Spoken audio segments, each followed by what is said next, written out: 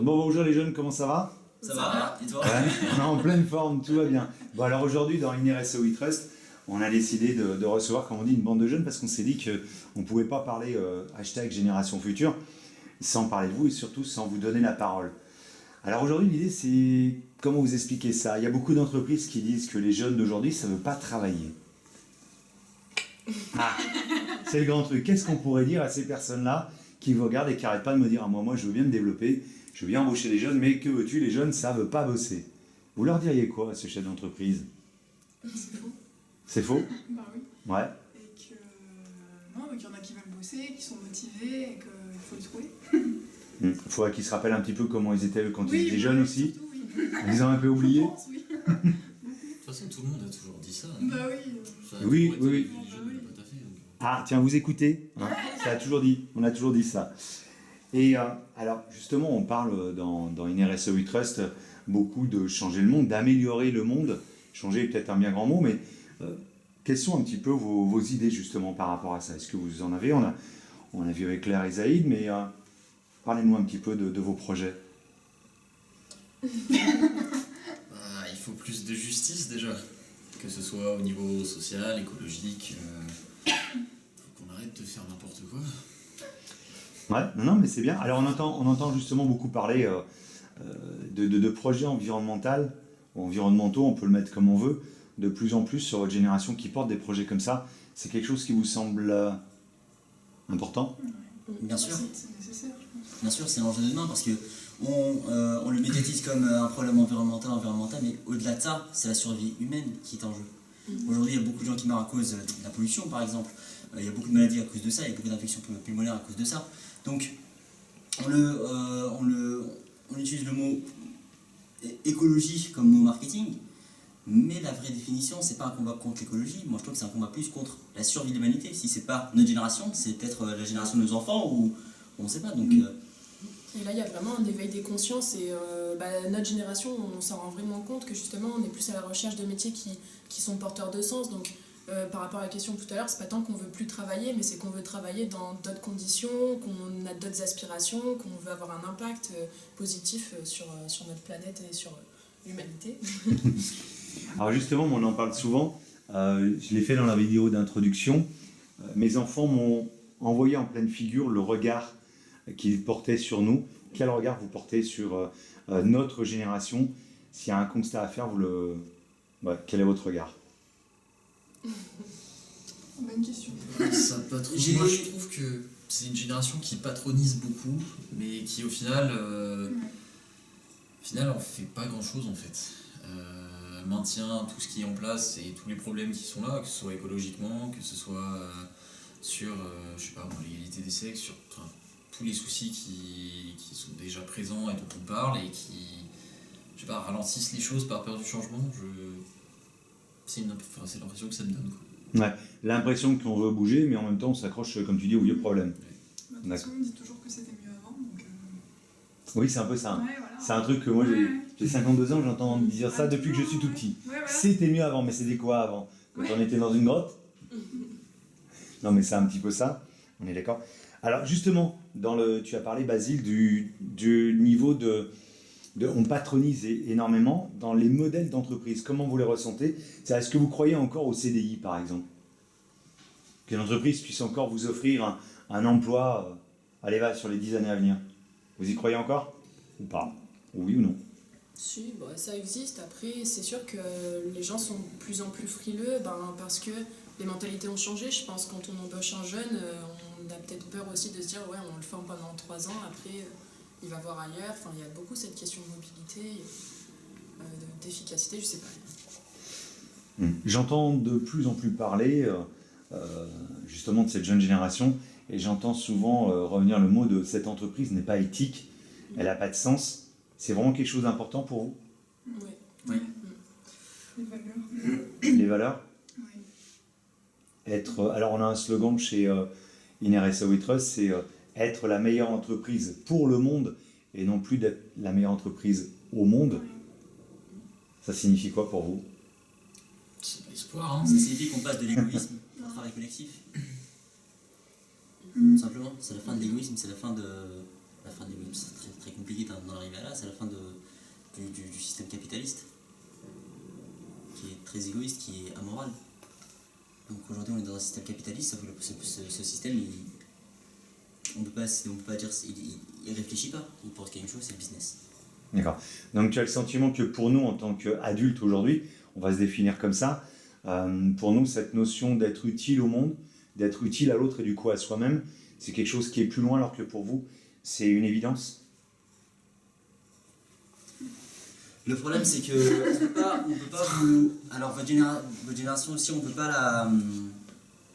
Moi, je la blâme pas parce que vous avez connu 2 guerres mondiales. Enfin, Pas moi, mais plutôt mes grands-parents. mais après, voilà, il y a eu... fallait reconstruire les pays, il fallait créer des emplois. Et malheureusement, il n'y avait pas de place à des jeunes qui ne veulent pas travailler. Donc aujourd'hui, le problème, c'est que les mentalités changent. Il faut revoir le système, il faut revoir, je pense, le style de management. Écouter plus son employé. Ne pas penser, même s'il faut beaucoup penser quand même à faire le business, parce que c'est un peu ce qui fait filer l'entreprise, sinon.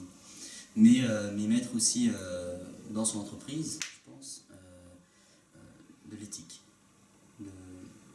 Écouter ses employés, les soutenir, les aider. Voilà.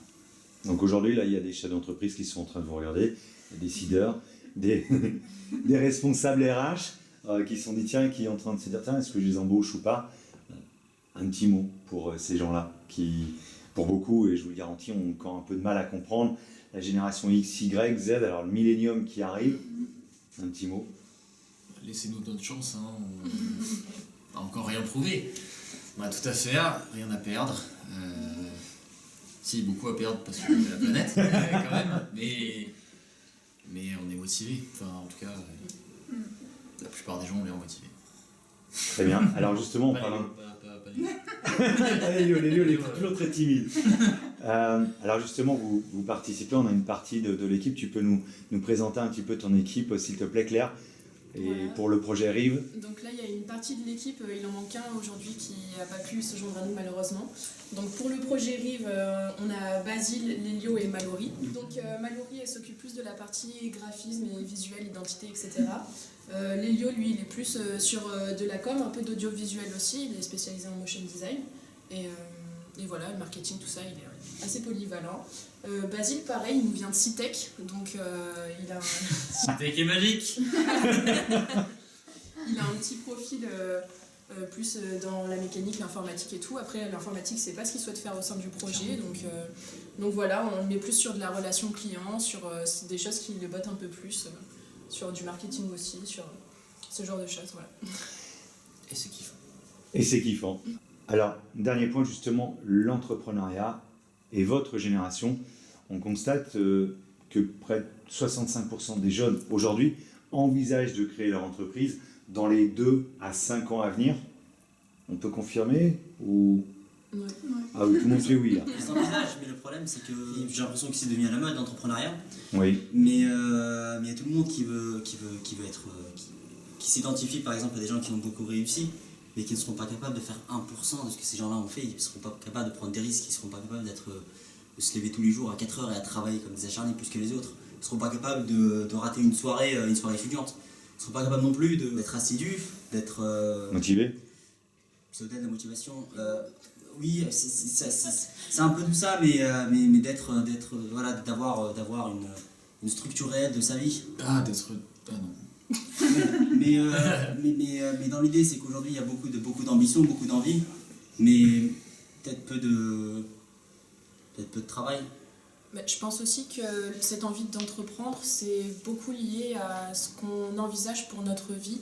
Et c'est pas forcément l'entrepreneuriat qui intéresse les gens, c'est le mode de vie qu'il y a derrière et c'est tout ce que ça implique derrière.